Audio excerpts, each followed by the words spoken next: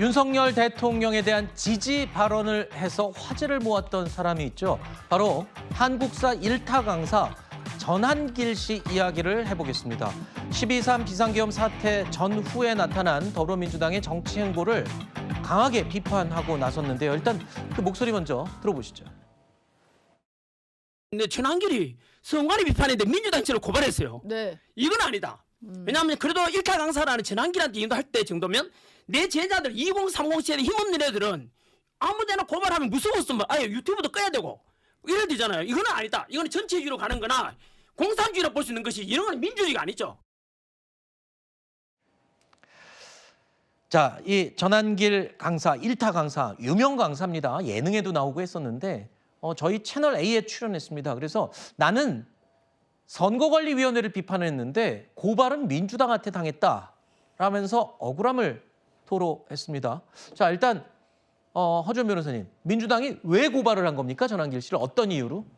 그러니까 일단 잘못된 선거에 대한 정보를 퍼뜨리는 것이 신고 대상이다. 그래서 고발을 했다라는 것이죠. 공당으로서 어느 정도 의무를 다해야 된다는 것이 표면적인 이유로 보이고 이 이유에는 응당 타당한 부분이 있다는 생각을 저는 하고 있습니다. 그렇지만 전한길 씨가 얘기를 하는 것은 민주당 측에서 자신이 주장하는 내용이 민주당의 어떤 주장 내용과는 배치되는 부분이 있기 때문에 자신을 고발했다. 사실상 선관위에 대해서 비판을 하는 것인데 선관위와 민주당이 어떠한 연관도 없는데 왜 민주당이 자기를 고발하는 것이냐 이렇게 주장을 하고 있는 것이죠.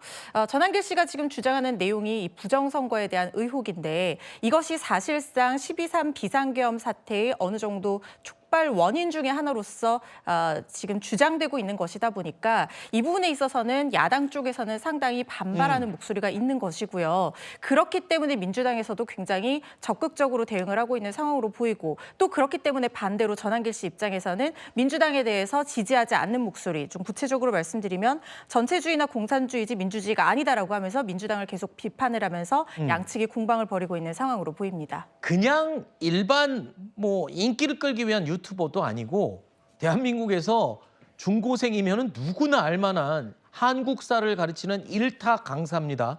저분들의 강의를 듣고 대학을 간 학생들이 정말 수도 없이 많을 텐데 그러한 강사가 선거 부정에 대한 의혹을 제기하고 있는데 그 핵심 근거가 뭔지 궁금하고요. 그리고 또 선관위에서도 가만히 있지 않았습니다. 직접 와서 좀 보고 얘기해라 이런 식으로 주장을 했죠. 그렇습니다. 선관위에서는 이 부분에 대해서 직접 와서 보고 얘기해라. 왜냐하면 전한길 씨가 굉장히 파급력이 큰 인물이지 않습니까? 네. 그러다 보니까 이런 주장들이 일파만파 커지고 논란이 되다 보니까 와서 확인을 시켜주겠다라고 얘기했지만 전한길 씨는 이 부분에 대해서 아무런 답변도 내놓지 않고 거절했다는 얘기가 나오고 있습니다. 그런데 전한길 씨의 어떤 부정선거 주장 의혹은 사실상 대법원에서 이미 판단으로 난 부분이 있는 것이죠. 부정선거가 없었다. 이게 현실적으로 불가능하다라는 얘기를 하고 있습니다. 선관위에서도 지금 동일한 얘기를 하고 있는 건데요. 부정선거 의혹은 크게 두 가지로 분류를 해서 말씀을 드릴 수 있습니다. 첫 번째는 전자개표기 조작과 두 번째는 사전 투표함 조작을 얘기를 하는 건데 이게 현실적으로 굉장히 불가능에 가까울 정도로 개입이 어렵다는 거죠. 특히 전자개표기 조작 같은 경우에는 선관위에서는 전자개표기를 해킹할 수가 없는 이유가 왜냐하면 전자개표기라는 걸 사용을 하지 않고 투표지 분류기를 사용을 하고 있다고 얘기를 합니다. 물론 이것에 대해서 지금 탄핵 심판이 진행 중인 윤석열 대통령 측에서는 부정선거 의혹을 제기를 하면서 USB를 꽂았다 이런 얘기를 하고 있지만 이게 입증이 상당히 불분명하고 어떤 정확한 관계자들의 증언이나 근거를 지금 제시를 하지 못하고 있는 부분이 있거든요. 네. 사전 투표 조작은 사실상 더욱더 불가능한 것이 네. 지금 부정선거 의혹을 제기하는 쪽에서는 중국 측과 결탁을 해서 위변조된 투표지를 넣었다라고 얘기를 하는데 그렇게 된다고 하면 엄청난 참관인과 경찰의 눈을 속여야 되고 또 실시간으로 발표되는 사전 투표 그 개수에 대해서 그때마다 해킹을 해야 된다는 건데 이게 사실상 물리적으로 불가능하다는 거예요. 만약에 부정선거 의혹을 제기를 한다라고 하면 그 부분에 대해서 어느 정도 합리적인 근거를 가지고 증거를 가지고 얘기를 해야 되는데 이런 식으로 주장을 하다 보면 사실상 음모론으로밖에 번질 수가 없는 것이고 사회의 갈등과 혼란을 초래할 수 있는 부분이기 때문에 이것은 표현의 자유를 넘어서서 책임을 져야 되는 부분이 있는 부분이라는 생각이 듭니다. 그래서 네네. 전한길 씨도 의견을 주장하고 싶다면 이런 부분에 대한 어떤 확실한 증거를 가지고 얘기를 해야 되는데 지금 이렇다 할 증거를 내놓지 못하고 있기 때문에 선관위에서도 반발하고 있는 상황입니다. 네. 근데 일단 전한길 씨 같이 유명한 사람이 저렇게 지금 음모론으로 치부되던 이 부정선거 이야기를 자꾸 적극적으로 꺼내면서 글쎄요. 이게 바람직한 현상인지 모르겠지만 보수의 결집, 여론이 결집되는 효과는 어느 정도 있지 않을까 싶은 생각이 들어요.